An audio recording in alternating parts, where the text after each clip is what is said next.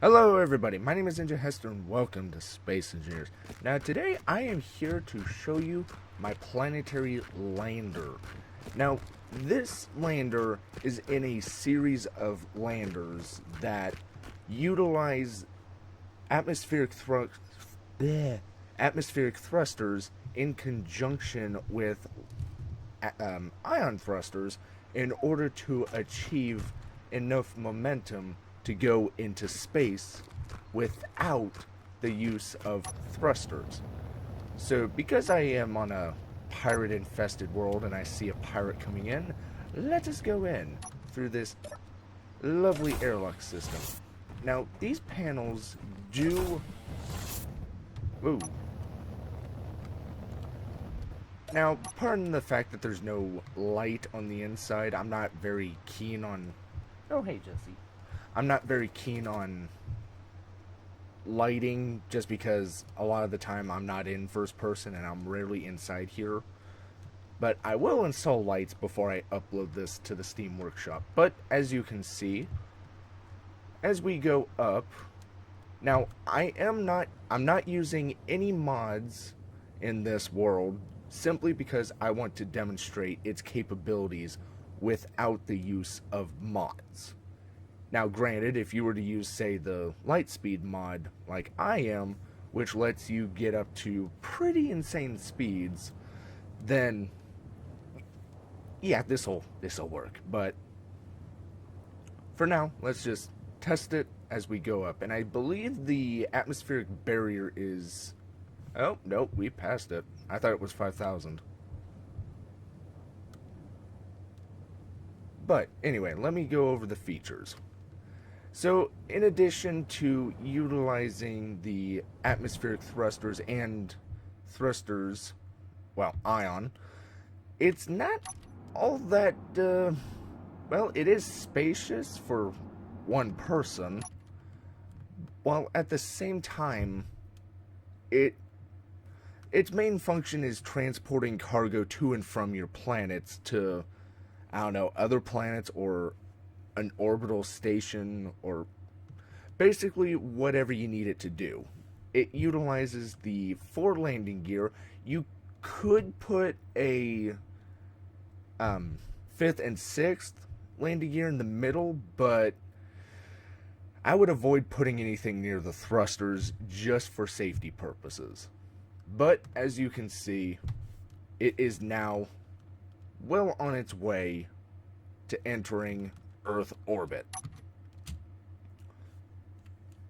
Okay, probably not advisable to. Anyway, other features include the airlock system. This is fully pressurized, and the cockpit, along with some of the control panels, have the ability to close all the doors just so that way you ensure that as you're going up, all doors are in a closed and locked position. Okay, yep, we are definitely going to make it. Anyway, the downside to this lander is that you cannot build this on a planet. Well, you could, but you can't get the resources like platinum, or as easily. This is due to the fact that platinum is so rare, and you may find it on a rock. I read the patch notes for the ores on, or the boulders on planets, but I'm not sure if platinum is one of them. If it is, it's not going to be in the quantities you need. Another of the limitations is the fact that you can't move forward, backward, or side to side easily without angling the ship in order to move in that direction while in atmosphere. And that is because it doesn't have any atmospheric thrusters. This is purely a simple land and go ship. Okay, I'd say we're golden. Okay.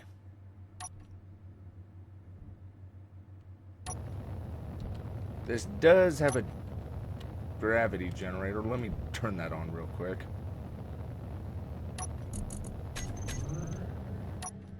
Okay. Now then. It is mirrored left to back. When I built this, and whoa, I do have a... Okay, stairs are glitchy. Or the game itself is glitchy. Now, it is mirrored left to back, except for the medical bay, which, if we were to fly over here, you can see there isn't one. But otherwise, I utilize the catwalks in order to... Are we going down?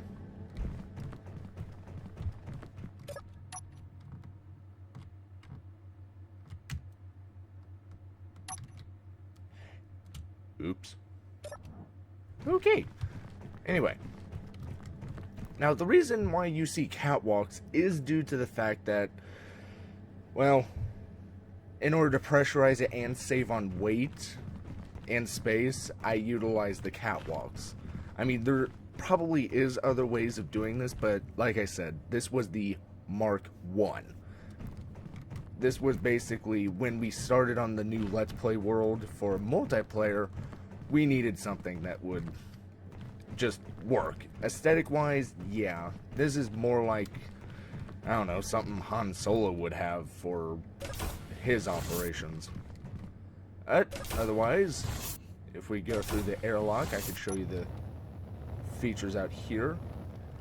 Now, when I built this, I wanted to limit the amount of resources and weight going in, so I did utilize the sloped, the 2x1 pieces in order to help save on weight. And yeah, even though this looks boxy, it kind of looks good, at least in my opinion.